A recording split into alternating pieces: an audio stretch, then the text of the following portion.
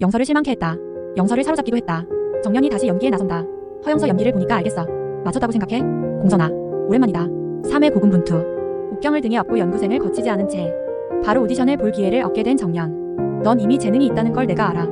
갈등이 안 됐다면 거짓말이겠지만 정년은 지금 쉬운 길을 택한다면 연구생들에게 인정도 못 받았는데 옥경의 뒷배로 연구생이 되었단 걸 인정하는 꼴이라며 거절했다.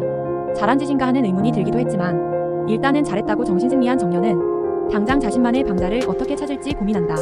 정년이 자신만의 방자는 광대라며 방향성을 잡아가는 사이 영서의 계획이 밝혀진다.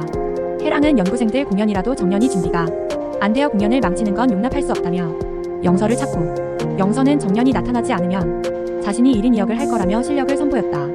앞서 방자 역할을 기가 막히게 선보인 것도 이미 준비되어 있던 방자였기 때문 해랑에게 실력을 인정받은 영서는 방자를 찾아오겠다며 자취를 감춘 정년이 돌아오지 않길 내심 바랬지만 정년은 공연 당일 나타나 영서를 실망케 했다.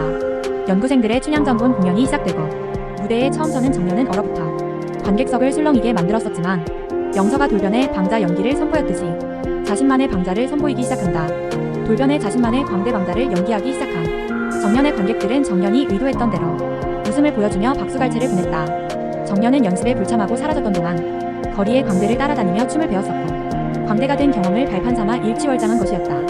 정년의 방자 연기는 관객은 물론 이몽룡을 맡은 영서를 사로잡기도 했다. 방자가 저런 박수를 받다니 말도 안 돼. 이거 완전 윤정년 동무대처럼 됐잖아. 동기 연구생들은 정년의 연기를 보며 실력을 인정하기는커녕 더 시기 질투한다.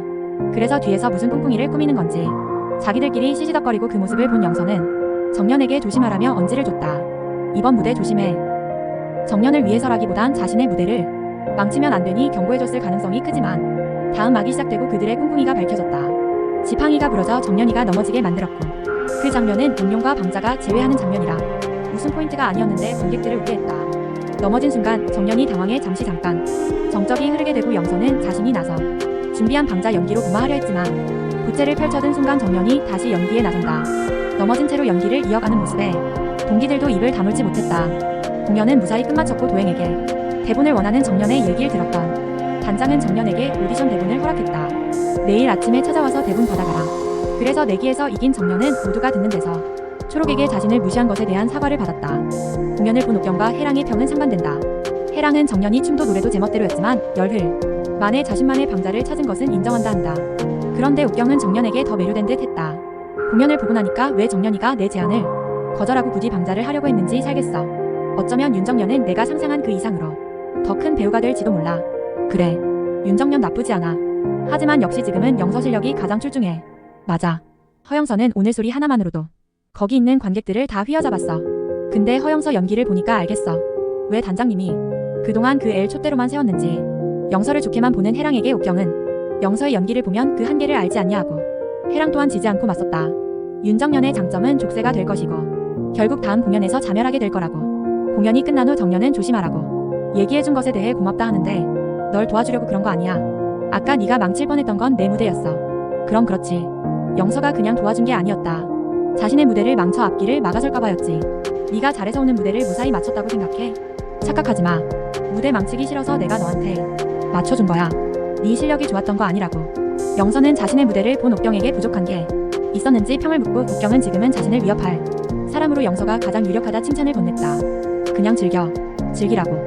그러기 위해선 너 스스로를 많이 내려놔야 할 거야. 하지만 무대를 좀 더 즐기라는 것으로 보아. 영서의 한계는 엄마의 눈에 들기 위한 욕심으로 무대를 즐기지 못하는 것인 듯 했다. 한편 정년은 연습 중에 손을 다친 주란을 대신해 몰래 서빙 일을 시작한다. 북극단 이름으로 다른 일을 하는 것은 금지시되었기에 만류했었지만 집안 사정 때문에 어쩔 수 없는 주란에 정년이 대신 나선 것. 그래도 노래로 돈을 벌지만 않으면 괜찮다 생각했는데 정년이 북극단 단원인 걸 눈치챈 다방 주인이 펑크난 자리에 정년을 대신 세운다. 물론 정년은 안 된다고 했지만 그럼 주란을 자르겠다는 주인에 어쩔 수 없이 노래를 불렀다. 그 노래를 우연히 듣게 된 방송국 관계자는 음색이 독특하다며 칭찬했고 명함을 건네며 정년에게 같이 일하고 싶다는 뜻을 내비쳤다. 왠지 정년의 장점이자 단점은 독특한 음색이 아닐까. 용래는 정년을 잡으러 메랑국극단을 찾는다. 소리를 한다는 것이 무엇인지나 알고 이러냐. 겉으로 볼 때나 화려하고 번지르르 하지. 속은 썩어문드러지는 일이여. 엄니 눈에는 내가 무모해 보일지 몰라도 나도 다 생각이 있어서 뛰어든 일이여. 이유도 밝히지 않고 극구 반대하는 용래로 무녀의 언성은 계속 높아지고 용래는 의도치 않게 자신의 과거를 발설할 뻔한다. 나도 다 겪어봤. 급하게 말을 멈추고 정년이를 끌고 가려는데 마주쳐버린 강수복 단장. 역시 용매가 자취를 감춘 공선이었다. 공선아, 오랜만이다. 공선아, 이 영상이 즐거우셨다면 구독과 좋아요로 다음 소식을 놓치지 마세요.